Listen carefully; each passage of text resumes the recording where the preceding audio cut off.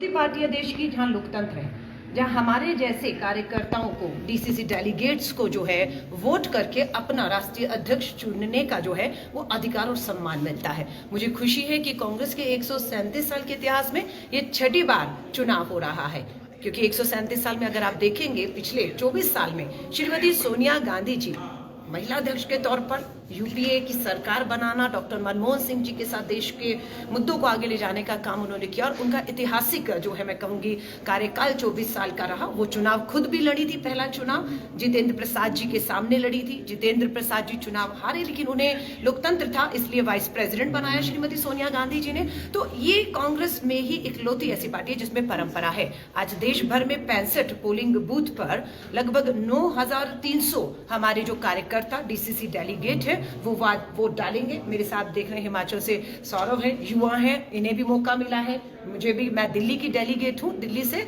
लेकिन हिमाचल के मीडिया प्रभारी के तौर पर मैं आज हिमाचल में हूँ। मधुसूदन मिस्त्री जी जो पूरा चुनाव देख रहे हैं, मैं उनका धन्यवाद करती हूँ। उन्होंने मुझे खास इजाजत दी कि मैं बीच चुनाव में अपनी जिम्मेदारियों को छोड़कर दिल्ली से बेहतर है मैं अपना वोट शिमला के राजीव भवन इस कांग्रेस में कर पाऊँ, और मैंने अपना वोट राष्ट्रीय अध्यक्ष जो है, जो 19 अक्टूबर को रिजल्ट आएगा, चुने जाएंगे।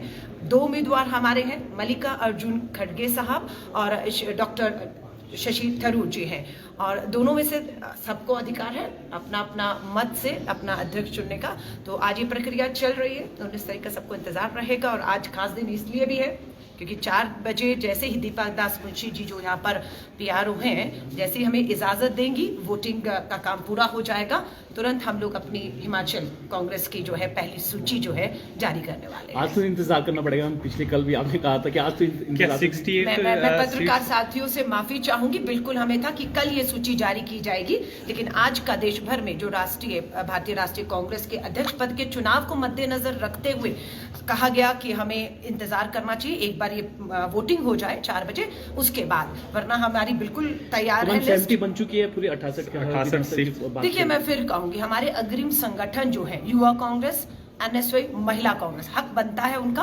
अनुशासन में रहकर मजबूती से वो अपना जो है लड़ाई को, अपनी बात को रख रहे हैं हाईकमान के सामने।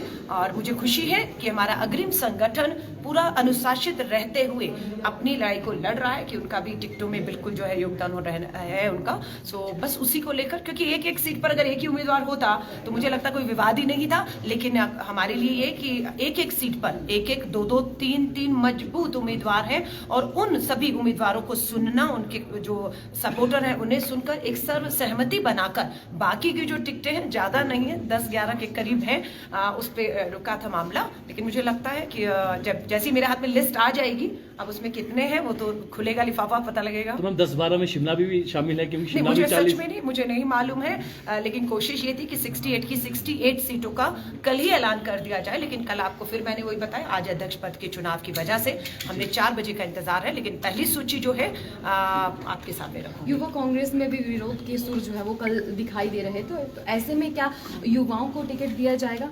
देखिए, विरोध नहीं है, अधिकार है, हक है उनका। कांग्रेस के, मैं अगर आपके अध्यक्ष जो है यहाँ से निगम भंडारी जी भाजपा की सरकार के खिलाफ लोगों के मुद्दों पर प्रदर्शन करते हैं, लाठीचार्ज होता है और उनकी टांग तोड़ दी जाती है, प्लास्टर रहा। वहीं पर हमारे यदुपति जी जो है उन पे भी इतना बड़ा हमला होता है कि उनकी, अगर आप आंख पे हमला हुआ था, वीरभद्र सिंह जी ने दिल्ली तक इलाज के लिए लेकर गए, तो इनका हक है। लेकिन कोई भी पार्टी से बाहर बिल्कुल भी नहीं है, बिल्कुल अपनी लड़ाई को अंतिम समय तक लड़ने का अधिकार है, और वो अनुशासन में रहकर लड़ रहे हैं। अब लास्ट क्वेश्चन पूछना है, पिछले कल एक सोशल मीडिया में बयान में आया था सुभाष मंगलेट का, राजीव शुक्ला को उन्होंने चेतावनी दी है साथ साथ कि आपकी खैर नहीं, उसको किस तरह से देखते हैं मैम? क्योंकि अभी मैं कहूंगी सिर्फ अनुशासन में रहते हुए, भाषा का संयम रखते हुए रहेंगे, सबके लिए निवेदन करूंगी, क्योंकि 68 ही सीटें हैं।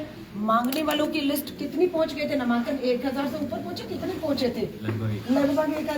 लगभग 1000 नामांकन आए थे, और पद से जो उम्मीदवार है वो 68 ही हो सकते हैं, हम 69 भी नहीं कर सकते। पर मैं हाथ जोड़कर सभी से कहूंगी, भाजपा के कुशासन से लोग तरस आ चुके हैं। चाहे यहाँ पर युवा बेरोजगार हो, महिलाएं महंगाई की मार झेल रही हो, हमारा सेब बागवान हो, हमारा सरकारी कर्मचारी हो, भाजपा को हराने के लिए एक बार फिर से कांग्रेस की तरफ देख रहा है उम्मीदों से।